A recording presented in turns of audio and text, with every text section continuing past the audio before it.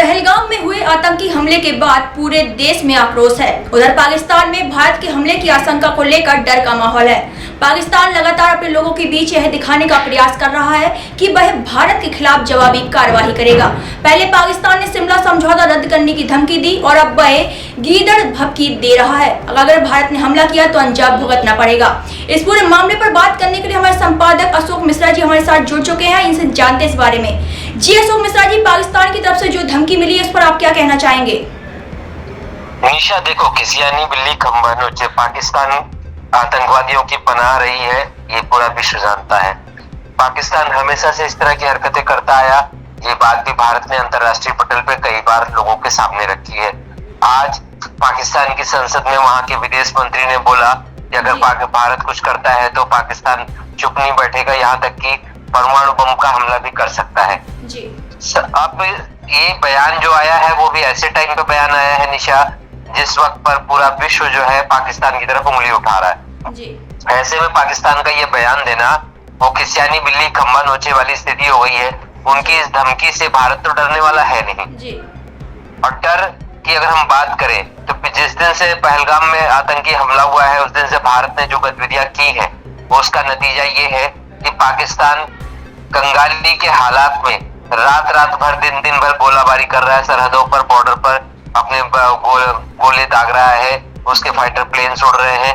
कब किस चौकी पे भारत हमला कर दे इस बात का डर तो उनके अंदर समाया हुआ है।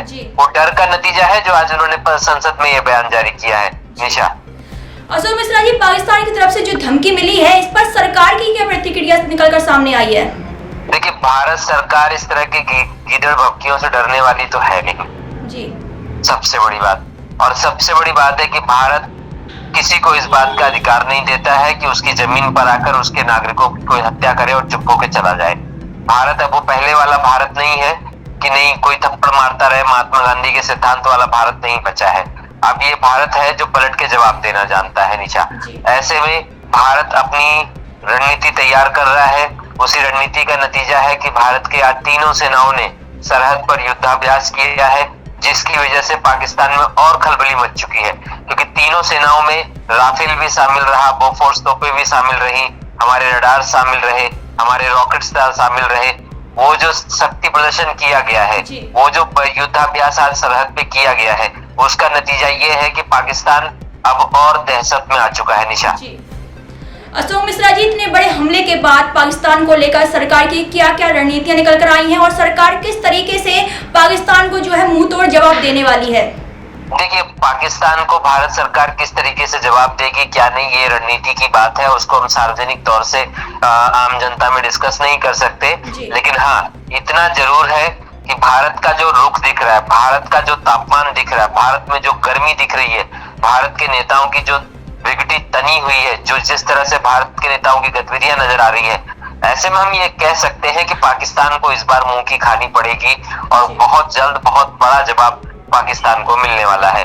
लेकिन वो जवाब क्या होगा क्या नहीं, ये तो आने वाला समय बताएगा। और सरकार रणनीति बनाती है, सरकार उन चीजों पर फैसला करती है और ये सरकार की अपनी इंटरनल पॉलिसी है। इंटरनल पॉलिसी पे हम पत्रकार होने के नाते उस पर चर्चा नहीं कर सकते। लेकिन हाँ, इतना जरूर मैं कह सकता हूँ कि भारत जरूर कोई न कोई बड़ा जवाब पाकिस्तान को देगा और उसका नतीजा ये रहेगा कि पाकिस्तान शायद कई सालों तक दोबारा पनप ना पाए जी। अशोक मिश्रा जी, मेरा आखिरी सवाल आपसे, पहलगाम हमले के बाद अटारी बॉर्डर में क्या स्थिति बनी हुई है इस वक्त? देखिए, बॉर्डर्स की सीमाएं सील कर दी गई हैं, सेना हाई अलर्ट पे है और बॉर्डर्स पे युद्ध के अभ्यास जारी है। निरंतर तीनों सेनाओं के युद्धाभ्यास जारी है। थल सेना अपना इस तपती गर्मी में, जब हम लोग घरों में बैठे हुए हैं, एसी में बैठे हुए हैं, तब हमारे जवान सरहद पर अपना युद्धाभ्यास कर रहे हैं। क्योंकि युद्ध के दौरान की एक मान्यता होती है, युद्ध अभ्यास में जितना पसीना बहाओगे युद्ध में उतना खून कम बहेगा।